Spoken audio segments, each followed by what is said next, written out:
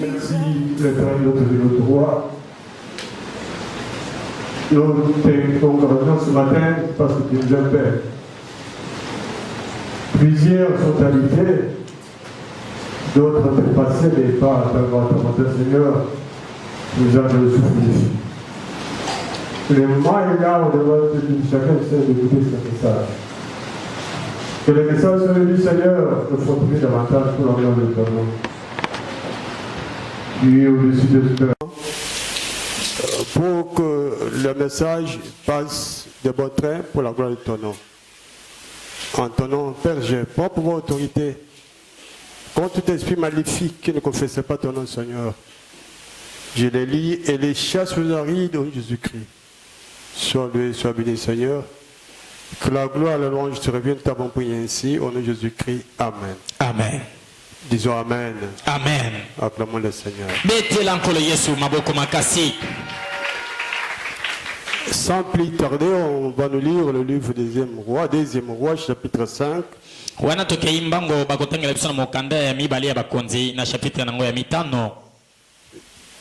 Du 1er jusqu'au 6e verset.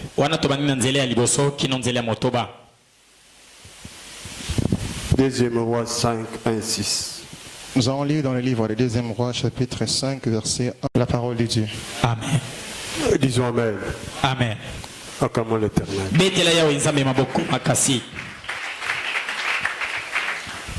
L'auteur de ce livre est anonyme, mais il nous parle de la suite d'histoire d'Israël et de Juda. C'est un livre qui a été écrit au 6e siècle avant Jésus-Christ. La Bible déclare à l'origine, premier et deuxième roi ne formaient qu'un seul livre.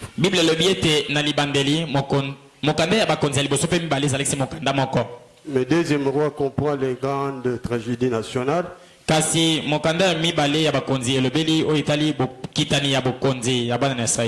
La chute d'Israël, royaume du Sud, et celle de Juda. Avec la dédition de Jérusalem. Dans ce livre, on nous parle aussi de reçu remarquable du prophète Élisée.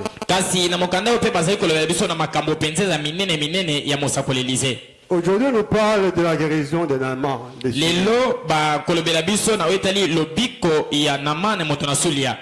À Syrie, il y avait un grand chef d'officier du nom de Naaman. Cet homme a souffert pendant plusieurs années. Il a sonné dans beaucoup d'hôpitaux. Comme il était lépreux, il voulait bénéficier de la guérison. Mais les marches qu'il avait faites, c'était en vain. La maladie était toujours avec lui. Et il savait où donner la tête. Il était marre avec cette maladie. Vous savez bien aimé, la lèpre c'est une mauvaise maladie. Hein? Celui qui en a vraiment, tu ne peux pas te mettre ensemble avec lui. En Israël, si quelqu'un est lépreux, on pouvait le déplacer au milieu des siens pour aller le cantonner.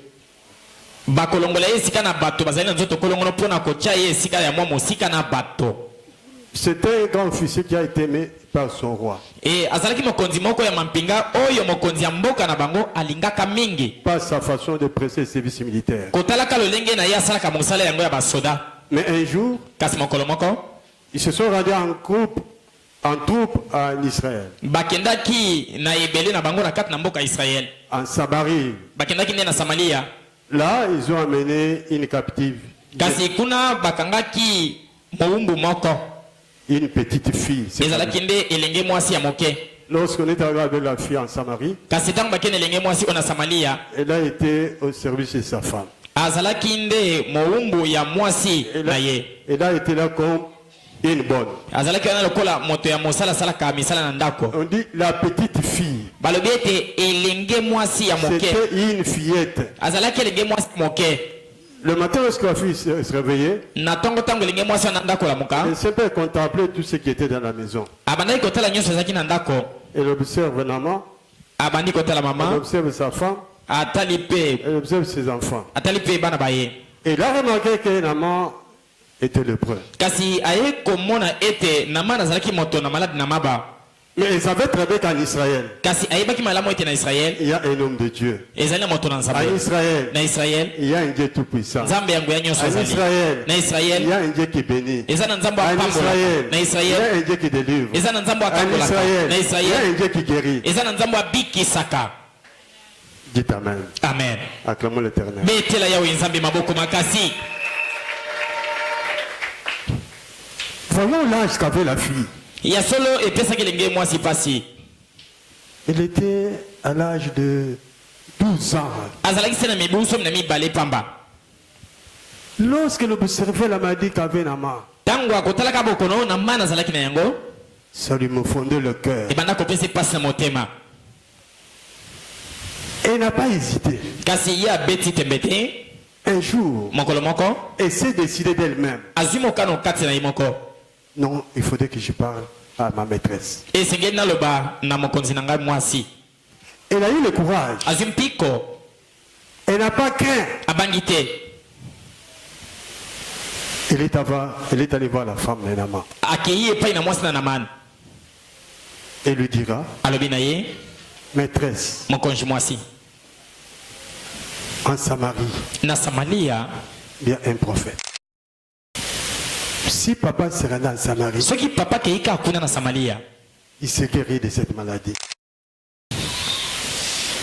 Je ne sais pas si vous m'avez suivi. nayebi te soki ozali komanyola ngai malamu La fille a eu le courage elenge mwasi azwaki mpiko pour témoigner la grandeur de Dieu d'Israël, mpo na kotatola bonene ya nzambe ya israele pour témoigner la puissance de Dieu. mpo na kotatola mpenza nguya ya nzambe Elle a parlé à sa maîtresse tête à tête. asololi na mokonzi na ye ya mwasi mbunzu na mbunzu Ce n'était pas le trichement de quelqu'un d'autre, non. akei te koloba ngo na nsima ya moto mosusu Elle lui a dit, alobi na ye maîtresse, mokonzi mwasi le temps que j'ai tué avec vous dans ce foyer, na mikolo nafandi na bino esika oyo j'ai remarqué que papa est malade. namoni ete papa azali kobela Mais en Samarie, kasi na samaria il y a un prophète de Dieu. ya solo mosali na nzambe mosakola azali Si se rend auprès de ces prophètes, soki akei kaka penepene ya mosali na il est nzambe guéri de cette maladie. akobika na bokono oyo Le problème a touché le cœur de cette dame. ya solo likambo yango esimaki motema ya mwasi oyo Parce que elle a sonné avec son mari dans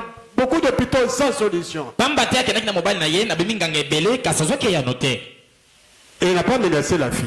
ya solo asali elenge mwasi oyo mabe te Si ça a été vous les mamans, soki ezalaki bino bamama si quelqu'un te dit cela, soki moto ayebi biso tu bongo dirais que et c'est quoi, c'est de ton mari. mbala mosusu olingaki omwa lokola azotyola nde mobali na yo C'est quoi, c'est moi que c'est mon mari parce qu'elle est malade. abi okoma otyola mobali na ngai po Elle azobela n'a pas fait ça parce qu'elle cherchait solution. kasi asalaki bongo te alukaki nde eyano Elle cherchait la guérison de son mari. abandaki koluka nde lobiko ya mobali na ye Lorsque la mère est rentrée le soir à la maison, ntango na ma azongi na pokwa na ndako après avoir mangé, na nsima ya kolia elle a transmis la bonne nouvelle à son mari nde mama aye koyebisa mobali na ye sango oyo ya malamu pour le dire qu'en Israël, mpo na koyebisa ete na israele il y a un Dieu là-bas. nzambe aza kuna En Israël, na israele il y a un prophète de Dieu. mosakoli na nzambe moko aza kuna Si tu te rends soki okei à Samarie, na samaria tu seras guéri de cette maladie. okobika na bokono oyo Il y a un prophète eza na mosakoli moko qui peut prier pour toi akokobondela mpo na yo et tu obtiens la guérison. mpe okozwa lobiko Lorsque son mari entendait cela, ntango mobali na ye ayoki yango il n'a même pas hésité. abeti ata tembe te Il a posé la question à la fillette. atuni motuna elenge mwasi oyo Est-ce que maman, ce que ta mère me dit est vrai? ya solo mwana ngai eloko mama wana alobi eza ya solo Il a dit, papa, c'est vrai. abi papa eza ya solo Rends-toi en Samarie. papa kende na samaria Papa, papa tu verras le miracle de Dieu. okomona bikamwa na nzambe Le Dieu d'Israël nzambe ya israele est un Dieu puissant. aza nzambe ya nguya nyonso Ça, ce n'est pas une maladie. ekuta eza bokono te J'ai guéri les maladies incurables. nzambe abikisa bokono oyo eza kosuka Incurable, il les guérit. oyo minganga elembana Le savant, ma fille, abi ya solo mwana ngai le matin, il est allé voir le roi. na ntongo akei epai na mokonzi Il a dit, le roi, abi mokonzi na ngai Tu vois la fille qu'on a emmenée captive Moni. de Samarie. mwana oyo ya mwasi ya moke oyo tozwaki na bowumbu na Israeli toyakani awa Et de dire à ma femme que si je me rendais en Samarie, alobi na mwasi na ngai oyo soki nakie na Samaria là il y a un prophète qui pourra prier pour moi, abi kuna mosali na nzambe moko aza kobondela mpo na ngai pour que ma maladie termine. na ntina ete bokono na ngai esila Elle dit, c'est vrai ça. ya solo wana Non, ça c'est une bonne nouvelle. wana ezali kamba malamu Prends kamata 10 talents d'argent. zwa batalanta zomi C'est beaucoup d'argent, bien aimé. batalanta zomi ya misolo ezali misolo ebele 10 koleka talents d'argent, talanta zomi ya misolo 6000 cycles d'or, 6000 cycle ya wolo 10 vêtements d'échange. mpe bilamba zomi ya kolataka Prends les présents, les cadeaux.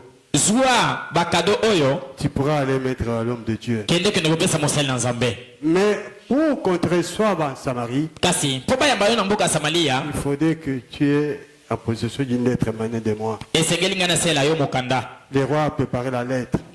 mokonzi asali mokanda Adressé à son collègue, le roi de Samarie. ya solo atindi epai ya mokonzi na mboka na samaria Il a donné la lettre à Ah. Naman.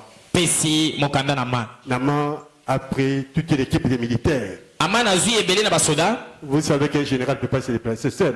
boyebi mokonzi akoki kotambola ye moko te À côté de lui, pembe na ye il y avait des militaires chevronnés. ezalaki mpenza na basoda oyo wana ya makasi Avec des chevaux, ya solo na makalo ils étaient à son compagnie. bazalaki na ye elongo On est arrivé à Samarie, bakei na mboka ya samaria bakomi voir le roi d'Israël. bakei bakuta na mokonzi na israele Lorsque le roi les ravit, ntango mokonzi amoni bango le cœur s'est déchiré. motema epasuki mbala moko Mais qu'est-ce qu'il y a aujourd'hui? likambo nini Il lisusu n'y a pas longtemps, kasi kala te ils ont été chez moi. bauta koya epai na Ils ont ngai amené en captivité les enfants d'Israël. bakangi kuti na bana israeli bakela Et bango na après bowumbu 2 mois, ils rentrent aussi. kaka na mwa mikolo oyo baye lisusu Lorsque Samuel s'est présenté devant les rois, ntango akomi liboso ya mokonzi il lui a salué, apesi ye losako il a pris la lettre, azwi mokanda il lui a remis. apesi na mokonzi Le roi prend la lettre.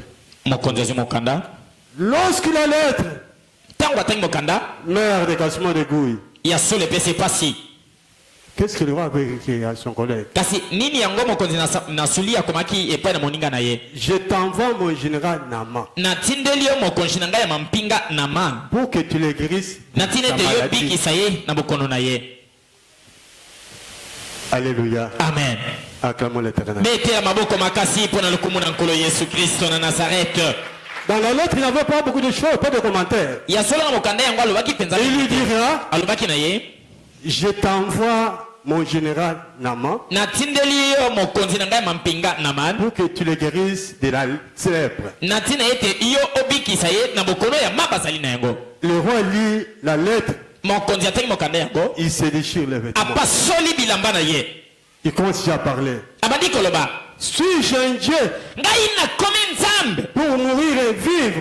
mpo ngai naboma to nabikisa Mais ça, c'est une provocation. kasi oyo azali koluka ngai na ye makambo Ça, c'est une menace. oyo azali kolukela ngai makambo Moi, je ne suis pas Dieu. ngai naza nzambe te Comment expliquer qu'il me demande de guérir la lèpre de son serviteur? lolenge nini ngai aloba ete ngai nabikisa bokono ya mamba ya moto na ye Lorsque le prophète a entendu que le roi s'est déchiré les vêtements, ntango mokonzi mosakoli ayoki ete mokonzi apasolaki bilamba na ye il a envoyé le messager auprès du roi. atindi bato epembe na Il dit, mokonzi mais qu'est-ce que vous avez foutu? ete mokonzi nini osali Tout est roi d'Israël. yo ozali mokonzi monene na Est-ce qu'en israeli Israël, il n'y a pas de Dieu? na israeli nzambe aza te Dites Amen. amen Acclamons le Seigneur. beta maboko makasi mpo na lokumu na nkolo yesu kristo gloire au seigneur jésus Envoyez-le-moi ici. botindela ngai ye awa Il faudrait qu'il sache qu'en Israël, il y a un véritable Dieu. esengeli yeba ete na israeli nzambe ya solo azali Au même moment, na mbala moko Dieu lui dira, nzambe ayebisi na mosakoli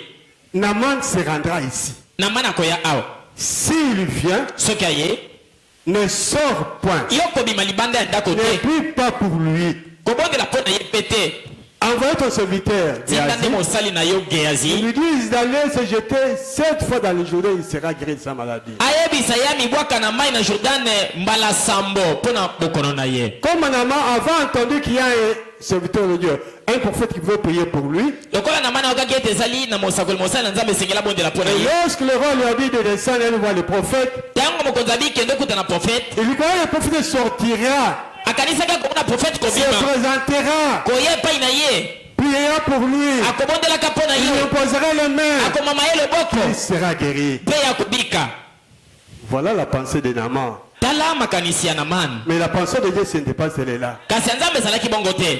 Naaman se pointe devant la porte de Élisée. Naman aye epai na ndako na Élisée mosakoli. Il va venir, il va, un serviteur qui sort, amoni mosali moko abimi lui dit, alobi na ye le prophète a dit, mosakoli alobi d'aller te jeter 7 fois dans le Jourdain, kende obwakama mbala sambo na ebale na Yordane que Dieu te garde de cette maladie. mpe nzambe akobikisa na bokono oyo. Bien aimé, balingami le général s'est emporté. mbala moko mokonzi atomboki Mais pas possible. ekosalama bongo te. C'est que la fille m'avait parlé, eloko mwana oyo ya moke ya mwasi ayebisaki ngai que le prophète priera pour moi, ete mosakoli akobondela mpo na ngai m'imposera les mains. akotiela ngai loboko. J'arrive ici, on dit bien le contraire. nakomi awa eza bongo te. Ça, c'était la façon que Dieu avait jugé bon de guérir Naaman. ya solo wana ezalaki lolenge nzambe alingaki ete na mai esalamela mpo na ye. Dieu a plusieurs méthodes. nzambe azwi lolenge na ye. Alléluia. amen. Dieu a plusieurs opérations. nzambe azwi lolenge na ya kosalela. Quand Dieu veut opérer, ntango nzambe alingi il osala opère comme il veut. asalaka lolenge ye moko nzambe alingi.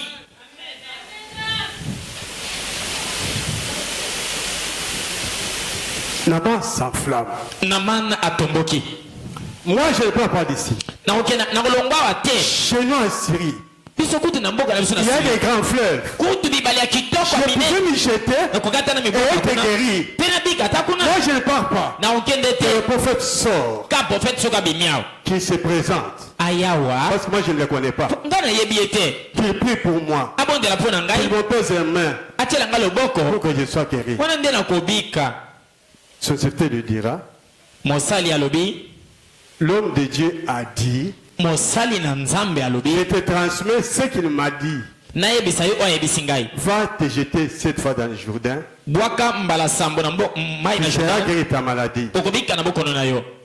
Les collaborateurs qui étaient avec le général kasi bato oyo bazalaki na mokonzi ya mampinga ont dit à leur chef, balobi na mokonzi na bango chef, losako mokonzi qu'est-ce que l'homme de Dieu t'a dit de difficile? likambo nini oyo mosakoli na nzambe alobi lino ya pasi papa.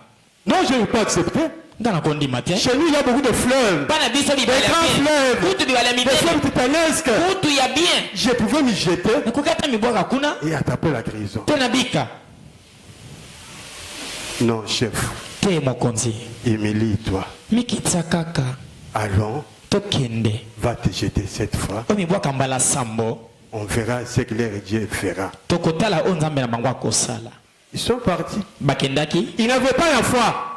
kondima ezalaki te. Naaman est parti 100 fois. Naamani akendaki azangi kondima Il est parti avec hésitation. akei azobeta tembe Parce qu'il fut supplié par ce collaborateur. ezali kaka mpo bato bayaki na bango nde babondelaki ye. Arrivé au Jourdain, bakei na Jourdain s'est jeté une fois, abwaki mbala deux liboso fois, ya mibale 3 fois, ya misato 4 fois, ya minei 5 fois, ya mitano 6 fois. ya Pas motoba de changement.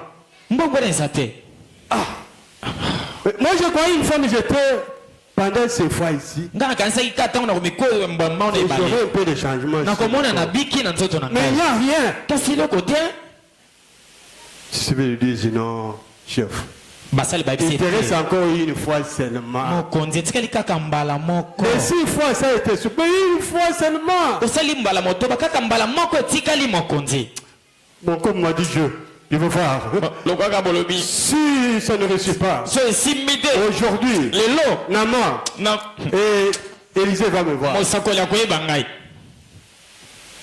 Il va me sentir sur que je vais chauffer. akoyeba ngai te nazaka mokonzi ya basoda Il se jette la dernière fois. Bam! amibwaki kaka mbala ya suka Il mbala moko sort de l'eau. nakobima boye La guérison totale. mbala moko abiki betela nkolo yesu kristo maboko makasi. Gloire au Seigneur Jésus Christ. Ah, c'est vrai. solo Non, cette petite fille avait raison. elenge mwasi azalaki alongi na ye Le nombre d'années que j'ai souffert. ebela mikolo na nyokwami Mon roi m'aimait. mokonzi nanga banda kolinga ngai Je jouissais d'une grande faveur. ya solo apesaki nga biloko Et quelle ebele considération. mpe motuya ebele. Je pense qu'il faut que je vais rentrer. na banzi tango komona nga na Il zungi me verra en boye bonne santé. na nzoto Il kolongono se jurera lui-même. akosepela Il rentre vers l'homme de Dieu. azongi epai ya mosali na nzambe Il dit à Gazi, alobi na geazi va dire à l'homme de Dieu, je suis guéri. loba na mosali na nzambe Il ne va pas, il commence à rire. Hein. abandi koseka Un général ne rit pas. Hein. tala mokonzi ya Quand on basoda va savoir, c'est aseka parce qu'il avait eu la bénédiction de Dieu. ntango asekaki mpo amonaki loboko ya nzambe Non, votre Dieu est fort. nzambe na biso Je aza suis guéri. Il makasi va dire aux serviteurs de Dieu qui descendent, qui viennent me voir. yebisa mosali na nzambe ete nabiki aye ata tomonana guéri. nabiki Je lui ai amené le présent namemeli ye biloko ebele que je lui donne. ete nazopesa ye L'homme de Dieu fait retourner son serviteur. mpe mosali na nzambe azongisi Il mosali va le dire, kende koyebisa ye merci parce que notre Dieu l'a guéri. matondo mpo nzambe Il abikisi rentre ye avec ses présents. kasi azonga na biloko na ye Il est rentré. azongaki Mais qu'est-ce que nous pouvons savoir aujourd'hui, bien-aimés? kasi nini nalingi nalobela bino mokoma lelo balingami Nous voyons que la fois passée, Dieu a parlé au milieu de nous. omoi ete mbala eleki nzambe alobaki kati na Jésus biso a envoyé ses disciples ete atindaki bayekoli baye d'aller partout proclamer la bonne nouvelle. na kokende bisika biso kote ya sango malamu Mais fou. Parce que la Bible déclare, bible elobi celui qui croit, oyo azondima qui est baptisé, oyo azwi libatisi sera sauvé. akobika Mais vous, kasi bino vous dites que vous avez cru. bolobi ete bondimela Vous êtes baptisé, ete bozwaki libatisi vous êtes sauvé. bobikisami Mais depuis que tu es ici dans cette église, kasi ezali na mwa likambo moko na kati na lingomba combien de gens que tu as amenés, boniboni ya bato oyo yoso mema cette petite fille elengi mwasi ya moke qui voyait oyo banda les komona miracles bikamwa que le prophète opérait, oyo profete anda et kosala dans un autre pays, akei na mboka mosusu en Samarie, na samaria qui quitte Samarie pour Syrie, longa na samaria kino na sulia allez communiquer aux gens de Syrie. Samarie, il y a un homme de Dieu qui va vous guérir de cette maladie. tokende koyebisa na bato nango ete bozonga na samaria ya moto na nzambe azali bokobika na bokono na bino La parole de Dieu que nous recevons constamment, ya solo liloba nzambe toteyaka mikolo nyonso il ne faut pas garder ça comme confidence. tokoki te kobomba yango lokola ya biso moko Pour notre propre à nous, tozwa yango te lokola ya biso moko il faut se dispatcher ça aux autres. esengeli koloba yango mpe epai ya bato La vie basusu de elle est titanesque. ezali monene Il faudrait aller programmer la bonne nouvelle. esengeli kokende kote ya sango malamu Que ce soit dans votre propre famille. ata na libota na yo moko Si botami toi tu pries soki et que obondelaka les parents ne prient pas, ete baboti babondelaka aujourd'hui, te uta lorsque lelo tu vas rentrer, ntango kati ya libota na bino mpasi eza te dans toutes les familles, il y a des namans. ya solo na mabota nyonso banama na bazalaka À l'école, là, nous prions, nous étions, il y a des namans. atako na bauniversité to na baekole esika totangaka bato na mpasi lokola banamani Si bazali toi, tu es administratif, tu es fonctionnaire, tu es, là où tu es, il y a des namans. atako esika ya mosala tosalaka atako esika na mombongo banama na bazali Toi, tu es marchande. yo moto na mombongo Là où tu es, il y a des namans. esika wana osalaka mimbungu na yo bato mpe na mpasi bazali En cours de route ici, ata na nzela tozotambola il y a des namans. ezali na banamana Pourquoi ne pas les aborder? mpo na nini tomemaka bango Parce que nous voulons que la parole de Dieu mpo batema te eloba nzambe se répande. balobi ete eloba nzambe epanzana Frère, ndeko mobali toi tu es marié, yo bali tu as des enfants. oza na bana Depuis que tu es ici, oyo tozali awa on n'a jamais vu ta femme. nani tomoni mwasi On a na jamais yo vu tes te enfants. nani tomona bana bayo te Qu'est-ce que tu entends? kasi nini ozozela Tu n'as jamais fait loboko na nzambe pas des chemins de quelqu'un d'autre. na nzela ya moto mosusu Tu n'as jamais vu des guérisons. nano moni loboko Tu n'as te jamais vu des délivrances. nano bikisa okangolami te Pourquoi ne pas communiquer ça aux autres? mpo na nini te koyebisa yango mpe epai ya bato basusu Toi, ma soeur, ndeko mwasi ne pas amener ton mari. mpo na nini tomema mobali na yo Qu'est-ce que tu n'as jamais vu depuis que tu es ici? nini yango nano omoni te uta yo ozali awa Vous priez un Dieu fort, ozali kobondela nzambe ya un makasi Dieu d'Israël. nzambe ya israele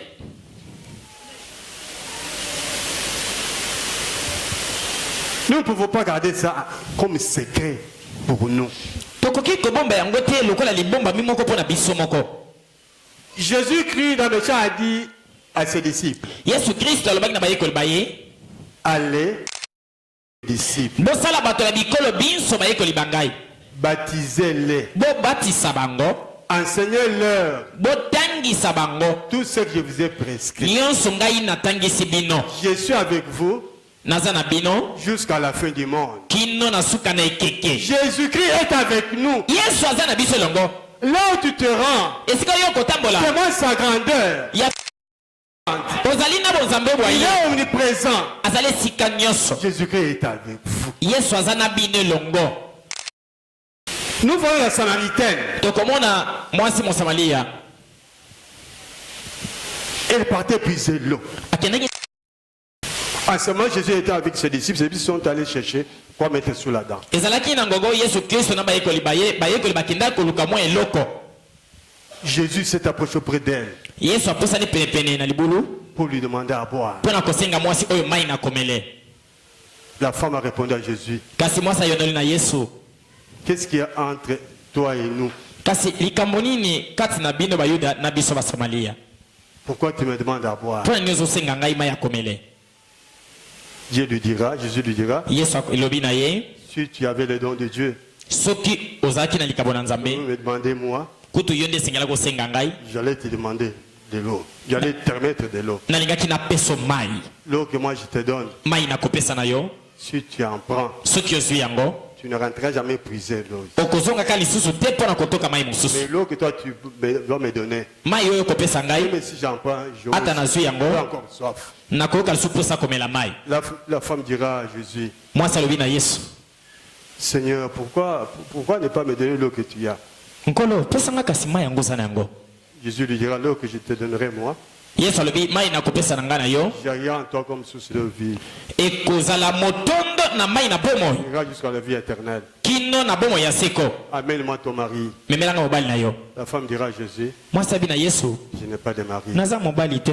Jésus lui répondit, Yesu alobi na ye certes tu as raison. solo olobi solo Tu en avais 5. ozalaki na bango Même mitano celui que tu as, ata ozala yango c'est pas ton sikoyo mari. aza ya yo te. La femme a répondu, Mwasi ayanoli Seigneur, nkolo tu es prophète. ozali mosakoli.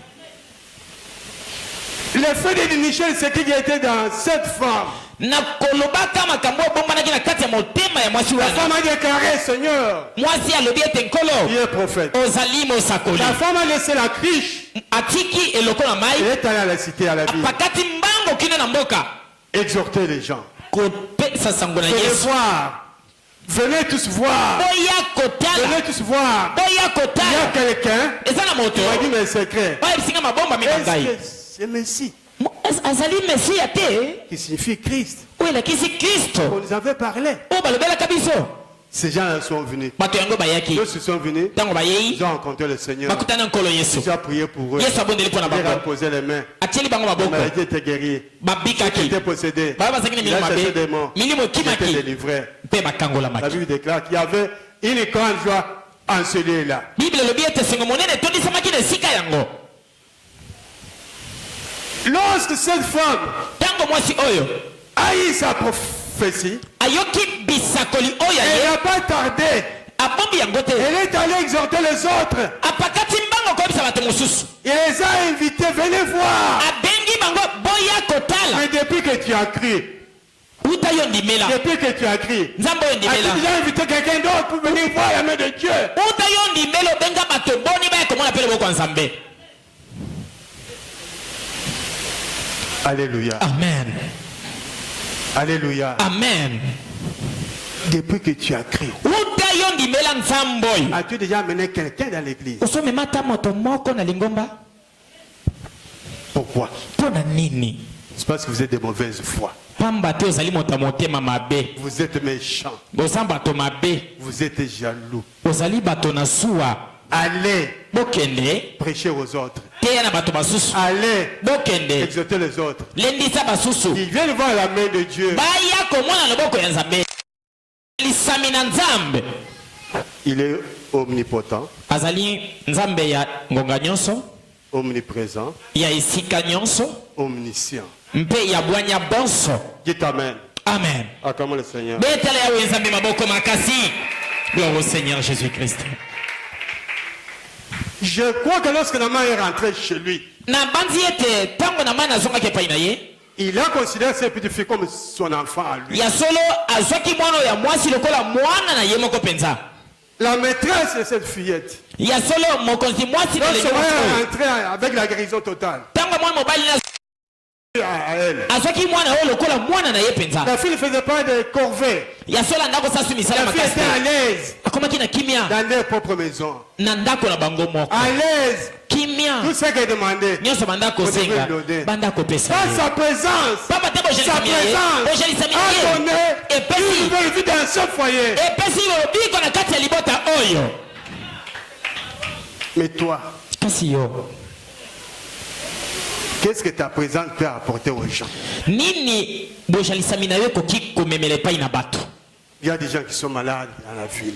eza na bato bazali kobela oyo oyebi Il y a des gens qui sont liés, que vous connaissez. eza na bato oyo balingama bazingama singa Il y oyo a bino des gens boyebi qui ont des difficultés énormes. bato bazali na mikakatano ebele boyebi Pourquoi ne pas les exhorter mpona nini te kolendisa à bango venir ete baya voir la face de Dieu? baya komona elongi na nzambe Nous n'avons pas un Dieu muet. biso toza na nzambe ya baba te Nous avons un Dieu mûr. toza na nzambe oyo alobaka Un vieux Dieu toza na nzambe oyo ya Un doyen mokapakata de Dieu ya mokolo qui est au-dessus de tout. oyo azali kolona nyonso C'est Jésus-Christ de Nazareth. nde yesu kristo na nazarete Le Dieu qui a été au commencement, nzambe ozalaki na libandeli qui n'a jamais changé, oyo abongwana te qui est le même jusqu'à aujourd'hui. oyo azali ndenge moko kino lelo Parce que même à vous qui êtes fatigué, venez à moi, je vous donne du repos. yesu alobi ete bino bato bolembi boye epai na ngai nakopesa bino kimia Il y a une difficulté qui patauge dans votre foyer, ezali na pasi oyo ezali kokota kati ya libota na dans bino votre famille. na kati ya libota na bino Appelez Jésus. bobengana yesu Jésus-Christ de Nazareth. yesu na nazarete Il est capable aza na makoki de donner la paix dans votre foyer. ya kopesa kimia na libota na bino Devant Jésus-Christ, il n'y a pas d'impossible. liboso ya nkolo yesu eloka makasi ezalaka C'est toi te tu vois difficile. bato bamonaka makasi C'est toi tu vois difficile. yo nde ozomona yango makasi Devant Jésus, c'est facile. liboso ya yesu eza pete Depuis que tu as créé jusqu'à aujourd'hui. uta ondimela kino lelo N'est-ce pas que tu as tes sœurs propres à toi? ozali na bandeko no ya basi mpenza oyo babotama na bango Tu as te tes frères propres à toi. ata ya mibali baza te Depuis quand tu les as déjà amenés dans l'église des mokolo nini so obengisa ata bango pamba bayabo N'est-ce pas que ton cousin est malade? ndeko na yo azobela te N'est-ce pas que ta cousine a difficulté dans son foyer? ata moko aza na pasi na kati ya libota aza te Voilà une difficulté qu'avait Naaman. tala pasi oyo na mana azalaki na yango Il a trouvé solution à Samarie. aye kozwa lobiko nde na samaria Peut-être là où il est, mbala mosusu esika azali ça fait longtemps qu'il n'y a pas eu de solution. Amenez-les devant Dieu de Dieu. bomema bango liboso na nkolo yesu Il sera la cause de sa maladie. Combien Naaman a dépensé pour sa maladie? boniboni na mana alongolaki lokola misolo mpo na bokono Qu'est-ce na qui lui ye manquait? nini abanda kozanga Un officier militaire, mokonzi monene ya un mampinga général. mokonzi monene ya mampinga mokonzi atali Il mampinga nyonso avait tous les moyens. azalaki na masolo Toutes les possibilités. nyonso ezalaki Mais une chose lui manquait, kasi nyonso moko abanda c'était la kozanga ye guérison. nde lobiko Alléluia. amen Voilà la chose qui lui manquait, tele oyo ebanda kozanga ye la guérison. ezalaki nde lobiko Mais le jour qu'il l'a eu, kasi mokolo azwaki yango il était déjà saturé. akomaki ya kosepela Il était fier. akomaki na esengo Je crois que lorsqu'il passait devant ses troupes, hein, na bandi ete liboso ntango andako eleka liboso ya mampingama ye il avait changé déjà de marche. abongolaki ate lolenge ya kotambola Comme il était le prêtre, lokola azalaki moto na maba parfois il ne portait pas de bottines. mbala mosusu andako kolata ata basokoto te Mais le jour qu'il a eu la guérison, kasi mokolo oyo abikaki il a porté les bottines. alataki sokoto Il s'est pris devant ses militaires. atelemaki liboso mampinga tala ye wana kuna général Alléluia! amen esengo Parce qu'il fut guéri. pamba tabikaki Parce qu'il fut délivré. pamba takambolamaki na bokono na ye Quand vous recevez une bonne nouvelle de Jésus, ntango yo ozwi sango ya malamu Jésus-Christ vous déporter ça aux autres. ete kende koloba yango mpe epai ya bato mosusu Il y a d'autres qui disent non. Si je pars lui dire bamosusu babaka osonaki loba qu'il viendra ici, quoi qu'il sera délivré, ntango akoya awa kokanisa neti akobika il ne me comprendra jamais. andimela ngai te Non, non. te La conception de Dieu lolenge oyo nzambe amonelaka makambo est différente de la nôtre. ekesena oyo biso tokaniselaka Quelqu'un peut venir pour la première fois. moto akoki koya mpo na mbala liboso Il arrive ici, aye awa il obtient la solution à tous ses problèmes. mbala moko mpe azoyano na bapasi na ye nyonso Mais toi, tu peux être ici, Yo po ko sala awa. tu n'as pas la foi. Mbala musu koza kondimeza te. Tu viens comme un observateur. Oyaka ka potala. Quand il s'agit de louer Dieu, Pamba bito mbela nzambe. tu es là-bas, Otelemi wana. tu fais comme ça. Ozo sala ko lingo banda ndeko yemba. Ondiendo lingo banda ko Toi, tu yemba. peux être là-bas, Tango pendant sawana. que louer Dieu, toi, tu allais être enfant. Wana yozo melisa ta mwana. C'est une distraction. Wana ezali ko bungisa makanisi. Dieu vous a dit cette année, Nzapa c'était ibete une mukulu. déconcentration de Ezali foi. mabuya ya komipesa makasi na losambo. Pene likia. Et l'espoir. Zana ilikia. Avec la foi que tu as, Nako ni mosala que ko. cette année, Mbula Dieu va oyo. agir. Nzamba que kosala. cette année, Ete mbula Dieu oyo. agira. Nzamba kosala. Que cette année, Ete mbula Dieu oyo. va me satisfaire. Nzambe akosunga ngai, akosepelisa ngai. Vous voyez les centeniers. Bomoni mokonzi na basoda oyo centenier. Il avait entendu parler de Jésus. Ayokaki bato koloba mpo na Mais il Yesu. n'avait jamais vu Jésus. Kasi amonaki Yesu te. Comme il avait entendu parler de Jésus-Christ, Lokola ayokaki bato koloba mpo na Yesu Kristo. et que son serviteur était malade, Ete mosali na ye azalaki na bokono. il a pris la décision. Azongi mokano. Je vais aller chercher Jésus-Christ là. Esengeli nakende koluka Yesu wana esika azali. Lorsqu'il a rencontré Jésus-Christ de Nazareth, Ntango akuta na Yesu Kristo na Nazareth, il lui dira, mon serviteur est malade, alobi ete mosali na ngai azobela, il est alité, azali na mbeto, j'aimerais assez que tu pries pour lui. nalingi ete obondela mpo na ye. Je lui dira non, Yesu alobi na ye, va, je te suivrai. kende nazoya. Je viendrai à ta maison prier. Nakoya na ndako no mpo na kobondela. Qu'est-ce que l'homme a dit? Kasi moto yango alobaki nini? Non, Seigneur, Tie nkolo. je ne suis pas bien assis de son montant. Ngai nakoki te okota na ndako na ngai. Je ne suis pas bien assis de son montant. Nakoki te yo okota na kati ya ndako na Dis ngai. seulement un mot. Loba aseli loba moko. Quel niveau de la foi? Tala kondima ya monene boye. Ce qui vous manque, vous autres, Soki ezalaki mpo na bino baso. le jour où votre foi sera fondée sur le roc, Ete mokolo kondima na bino ekotema likolo ya libanga. vous verrez la grandeur de Dieu. Okomona bonene ya Nzambe. Et Satan a dit, Seigneur, Alobi mokolo. je ne suis pas digne à ce que tu entres dans ma maison. Ngai nakoki te ete yo kota na ndako na ngai. Dis seulement un mot. Yo loba aseli loba. Dis seulement un mot. Loba aseli loba. Mon serviteur sera guéri. Mosali na ngai akobika. Jésus a éclamé. Yesu akamwe. Pas possible. Alobi ah. Je suis né partout en Israël. Natambola esika nyonso na Israel. Je n'ai jamais vu une grande foi comme celle-là. Nanu namona kondima monene boye te. Il dira à ceux qui étaient avec lui, Alobi na oyo bazalaki na ye. les gens viendront de l'Est, Bato bakowuta na ebene na de ntango. l'Orient, Na de l'Ouest. ekotela ntango. Ils s'attelleront avec Abraham. Bakofanda esika moko na Abraham. Mais vous, les enfants du royaume, Kasi bino bakolo bokonzi. vous serez jetés dehors. Bokobwakama libanda. Pourquoi Jésus disait ça? Mpona nini Yesu Parce que alobaki Jésus boye? était avec eux. Mpo azalaki na bango. Jésus guérissait les gens. Abanda kobikisa Jésus bato. délivrait les gens. Abanda kokambola bato. Jésus guérissait les gens. Et les gens ne comprenaient pas. Bandaki Ils koyeba te. n'acceptaient pas. Banda kondima te. Connaître que tel est l'enfant de tel, qu'est-ce que ça fait? Oyebi ah oyo aza mwana ekosala nini? Parce que ce qui est dans cet enfant-là, toi, tu ne le connais pas. Po oyo eza na kati ya mwana na yo oyebi yango te. Parce que je le connais, c'est l'enfant de Paul. Ah, nayebi mwana ya papa L'enfant ne des gens, mais l'enfant a été né. nayebi mama na ye. Nayebi bango. Connaître l'enfant, mais ce qui était dans l'enfant, Yo moni mwana kasi oyo eza na kati ya mwana. dans l'enfant, il y avait une promesse de Dieu. Azalaki na bilaka kouta epai na Il y Nzambe. avait une étoile de Dieu. Azalaki na monzoto na Nzambe. Vous pouvez voir quelqu'un. Le serviteur était guéri au même moment que Dieu Jésus parlait. Ya solo moto yango abikaki na mbala moko kaka Yesu alobaki.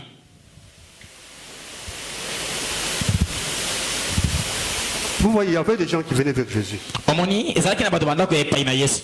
Jésus les guérit. Yesu andaki kobikisa bango. Et l'interdisait de ne pas dire aux autres. Mpe andaki kopekisa bango ete bokende koyebisa mpa bato Mais mosusu quand te. ces gens partaient, Katango bato banda kokende avec joie, na esengo wana avec délivrance, na avec kokabola guérison, na kosepela il disait aux gens, non, tu sais, c'est lui qui m'a guéri. C'est Jésus-Christ de Nazareth. bakokaki te banda kolobesa kaka na bato oyebi moto abikisinga nde Yesu na Nazareth. Même toi aussi, Kasi ata yo mpe si tu as été béni, soki opambolamaki, si tu as été guéri, soki yo si obikaki, tu as été délivré, soki okangolamaki, même si tu as déjà vu ata Comment Jésus-Christ agit? ata ko soki omona ndenge lo Yesu esasala na bomo ya moto. Allez dire aux autres. So Il y a des gens qui cherchent à rencontrer Jésus-Christ, n'en trouvent pas. eza na bato balukaka bakutana na Yesu ya solo bazokutana na ye te. Moi, j'ai vu une maman qui vient me dire, papa, apôtre, nakutana mama moko abisinga ntoma si connaissait cette église, soki nayebaka lingombo oyo mon mari n'allait pas mourir. mobali nanga mbela kufa te. Il y a des gens qui cherchent où c'est quand ils n'en trouvent pas. eza na bato bazoluka esika nini lobiko ezali bazozwa yango te. Mais comme tu en as trouvé, toi, kasi lokola yo okutana na yango dites à ces gens-là loba na bato wana de venir rencontrer Jésus. boya bokutana na Yesu azawa. Ayez le courage, zwa nde mpiko la bravoure zwa mpiko des programmes bonnes nouvelles ya kotesango malamu partout. esika nyonso kozala. Tu es au marché, atoza na wenze programme à bonnes nouvelles. teya sango na Yesu. Dans ton quartier, ata esika ofandi programme à bonnes nouvelles. teya sango na Yesu. Service, ata na programme à mosala bonnes nouvelles. teya sango na Yesu. À l'université, ata esika bitelo programme à bonnes nouvelles. teya sango na Yesu. Au marché, ata esika programme otekaka à bonnes nouvelles. teya sango na Yesu. Tout ce que tu es en train de faire, nyonso ezosala tu es en train de semer. ozali nde kolona Tu es en train de semer. ozali kolona À partir de ta semence, na miloni tu ne seras pas la semence qui produira. oyebi te esika nini miloni ekobota mbuma. Tu as parlé à celui-ci. olobi na oyo Tu as parlé à celui-là. olobi na oyo Tu as wana parlé à celui-là. olobi na oyo wana Tu as parlé kuna à l'autre là. olobi na mosusu Parmi ces quatre semences, na bato oyo ne obwaki sont pas mbuma laquelle de semence va produire. koyeba te na milona nini oyo ekobima Lorsqu'elle va produire, esika nini ekobima tu en profiteras pour te bénir. nzambe mpe akopambola mpo na ntina na yango. Pourquoi? Parce que la semence a été semée dans une terre fertile. mpo na nini pamba te milona elonamaki na mabele moko ya kitoko. Jésus a commencé à bonne nouvelle tout seul. yesu abandaki koteya bato ye moko. Bon, aujourd'hui, nous sommes combien? lelo tozali baklisto boni na mokili. Que ce soit ton oncle pater qui a une difficulté. ata konoko na yo to tata leki na Tata yo a une difficulté. tata mwasi toki nani aza na pasi malade. Ton cousin de problèmes. bandeko na biso baza na makambo Dans le foyer, le courant ne passe pas. na kati ya libota boyokakisa te Antécédent. Allez là-bas. boya. Maintenant, je vois toutes les difficultés que vous avez. loba ete namoni bapasi toza na yango Mais moi, je ne saurais pas porter solution. ngai nakokoka te kopesa bino eyano. Venez voir. boya Il y kotala a quelqu'un ici. moto aza awa Jésus-Christ Nazareth. yesu kristo na On va trouver nazareti solution à tous tes problèmes. akopesa bino eyano na makambo manso. La Bible déclare, bible elobi si tu es avec Jésus-Christ, soki yo oye epai na yesu qui sera contre toi? nani akotemela yo lisusu. Jésus-Christ est vivant. yesu kristo aza na bomoi Mais ce n'est pas facile de retrouver. kasi ezali pasi te mpo na kokutana na ye. Ce n'est pas facile de retrouver.